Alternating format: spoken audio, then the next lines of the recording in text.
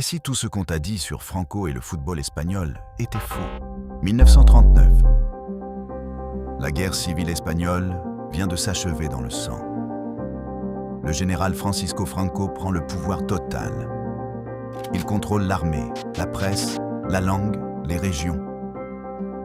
Et très vite, il comprend quelque chose que peu de dirigeants ont compris avant lui. Le football, c'est la paix sociale.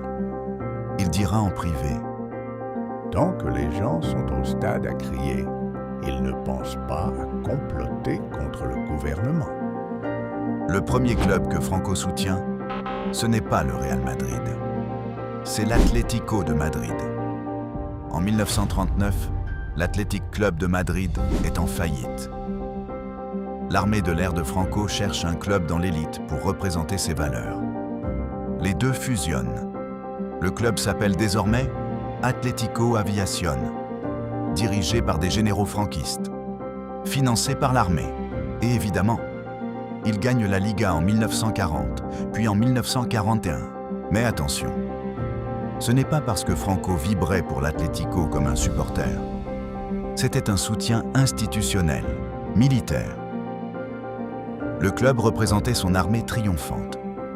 En 1947, le ministère de l'Air se retire et le club redevient simplement l'Atlético de Madrid.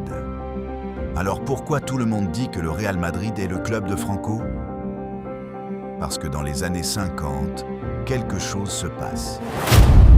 Santiago Bernabéu, le président du Real, reconstruit le club depuis zéro. Bernabéu avait combattu du côté de Franco pendant la guerre, mais il était avant tout un homme du Real. Il refuse que la politique interfère dans son club. Il exclut même un général franquiste de la loge du stade après une dispute et refuse de s'excuser auprès de la hiérarchie militaire. Ce n'est pas la marionnette de Franco. C'est un visionnaire.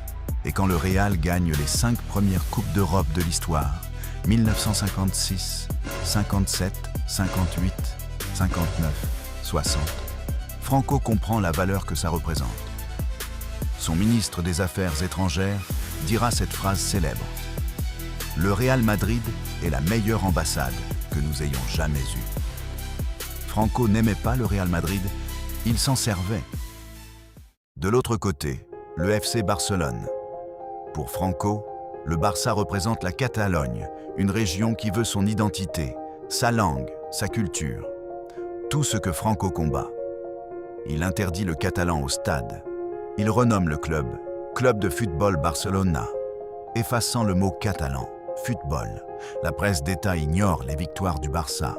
Et en 1936, avant même de prendre le pouvoir, ses troupes exécutent Josep Sunyol, le président du Barça, sans procès. Le stade devient alors le seul endroit où les Catalans peuvent exister librement. C'est pour ça que le Barça crée ce slogan. Mais qu'un club, plus qu'un club. Mais voilà le paradoxe que personne ne te dit. Sous toute la dictature de Franco, c'est le Barça qui remporte le plus de coupes du général, 9 titres, contre 6 pour le Real. Franco a donc passé une grande partie de ses sorties au football à remettre un trophée à son nom, à des capitaines catalans.